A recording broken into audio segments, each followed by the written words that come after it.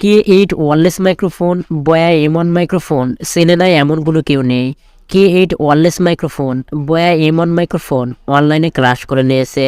অনলাইনে ক্রাশ করা K8 wireless microphone বয়া M1 মাইক্রোফোন আজকে এই দুইটা প্রোডাক্টের মাঝে K8 ওয়্যারলেস মাইক্রোফোন রিভিউ করতে যাচ্ছি।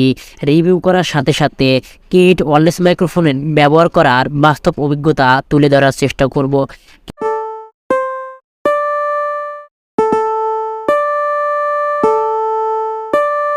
K8 ওয়্যারলেস মাইক্রোফোন ফ্যাক্টরি থেকে বের করে নেওয়ার পর এই ভিউটাই আমরা পেয়েছি। K8 ওয়্যারলেস মাইক্রোফোন আমরা সি টাইপ পেয়েছি। K8 ওয়্যারলেস মাইক্রোফোনটির মেইন পটটি আমরা হাতে নিয়ে নাড়াচাড়া করে দেখেছি। K8 ওয়্যারলেস মাইক্রোফোনটি অনেক সুন্দর ও মসৃণ দ্বারা তৈরি করা হয়েছে। K8 ওয়্যারলেস মাইক্রোফোনটি স্লিম ও হালকা। K8 ওয়্যারলেস মাইক্রোফোন ওজনেও অনেক পাতলা। K8 ওয়্যারলেস মাইক্রোফোনের সাথে একটা ছোট্ট ক্লিপ দেওয়া আছে। ক্লিপটা কিন্তু যে কোনো পোশাকের সাথে আমরা লাগিয়ে নিয়ে ব্যবহার করতে পারি। K8 ওয়্যারলেস মাইক্রোফোনের খাপের ভিতরে ছোট্ট একটা খাপ দেওয়া আছে।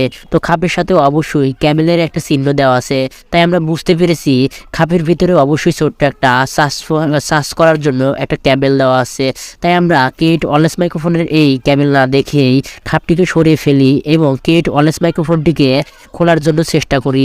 খোলার কারণ অবশ্যই K8 ওয়্যারলেস মাইক্রোফোনটি আমরা অবশ্যই অডিও ব্যবহার করার জন্য আগে একবার ব্যবহার করে নিয়েছিলাম। ব্যবহার করার পর আমরা দেখতে পেরেছি যে K8 ওয়্যারলেস মাইক্রোফোনটি আমাদের 2 মিনিটের বেশি ব্যাকআপ দিতে পারেনি, মানে 2 মিনিটের বেশি অন থাকতে পারে না। কারণ এটা K8 ওয়্যারলেস মাইক্রোফোনের ভিতরে যে ব্যাটারিটা দেওয়া আছে এটা অবশ্যই নষ্ট বা ড্যাম হবে। তাই K8 ওয়্যারলেস মাইক্রোফোনটি আমরা খুলে দেখব যে K8 ওয়্যারলেস মাইক্রোফোনের ভিতরে সার্কিট বা ব্যাটারি কোনো কিছু ড্যামেজ আছে কিনা, যা আমাদের 2 মিনিটের বেশি ব্যাকআপ দিতে পারে না কেন। এই জন্যই K8 ওয়্যারলেস মাইক্রোফোনটি আজকে আমরা খুলে দেখার চেষ্টা করছি। তাই K8 ওয়্যারলেস মাইক্রোফোনটি আমরা হাত দ্বারা চাপাচাপি করে K8 ওয়্যারলেস মাইক্রোফোনের এই উপরের অংশটিকে খুলে ফেলে দিলাম এবং ভিতরের অংশটিকে অবশ্যই দেখতে পাই K8 ওয়্যারলেস মাইক্রোফোনের ভিতরে একটা ছোট্ট সার্কিট দেওয়া আছে। সার্কিটের সাথে অবশ্যই একটা ছোট্ট ব্যাটারি দেওয়া আছে। ব্যাটারির পাশাপাশি সার্কিটে লাগানো এই মাইক্রোফোনটি ছোট্ট, তবুও এটার সাউন্ড কোয়ালিটি অনেক ভালো আসে দেখেছি। সো K8 ওয়্যারলেস মাইক্রোফোনের সাথে আমরা যখন বুঝতে পারলাম যে K8 ওয়্যারলেস মাইক্রোফোনের ব্যাটারি ড্যামেজ, তাই আরেকটা ছোট্ট একটা ব্যাটারি নিয়ে আমরা প্লাস পয়েন্টের সাথে সংযুক্ত করে নিয়ে পাওয়ার বাটনকে চাপিয়ে ধরি, দেখি অন হয় কিনা।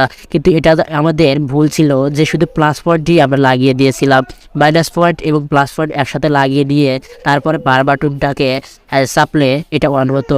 তারপরে এটা অন হবে না, কারণ আমার হাতে থাকা যে নতুন ব্যাটারিটা দেখতে পাচ্ছেন এটা অবশ্যই 1.5 ভোল্ট, আর K8 ওয়্যারলেস মাইক্রোফোনের ব্যাটারিটা হবে 3.7 ভোল্ট। তাই এটা 1.5 ভোল্ট দিয়ে কখনোই অন হবে না। আমরা যখন বুঝতে পারলাম যে K8 ওয়্যারলেস মাইক্রোফোনের ব্যাটারিটা ড্যাম হয়ে গেছে এবং এটা নষ্ট হয়ে গেছে, তাই K8 ওয়্যারলেস মাইক্রোফোন 2 মিনিটের বেশি ব্যাকআপ দিতে পারে না। ব্যাকআপ দিতে না পারায় আমরা K8 ওয়্যারলেস মাইক্রোফোনের সার্কিটটাকে ভালোভাবে হাতে নিয়ে চেষ্টা করতে থাকি। K8 ওয়্যারলেস মাইক্রোফোনের এই ব্যাটারিটা ভালো না থাকায় আমরা K8 ওয়্যারলেস মাইক্রোফোনের ব্যাটারির উপর ফয়েল পেপারটা তুলে নেওয়ার চেষ্টা করি এবং ফয়েল পেপারটা তুলে নেওয়ার পরেও আমরা সার্কিটের সাথে লাগিয়ে দেখি, কিন্তু এটা অন হয় না।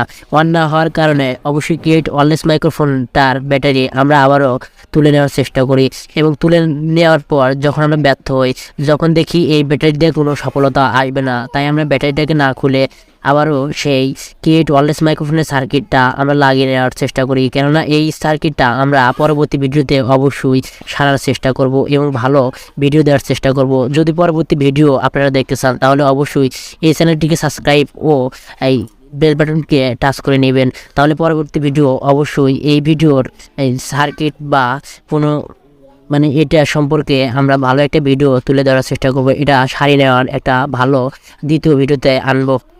তাই আজকে এই ভিডিওটা এখানে শেষ করার জন্য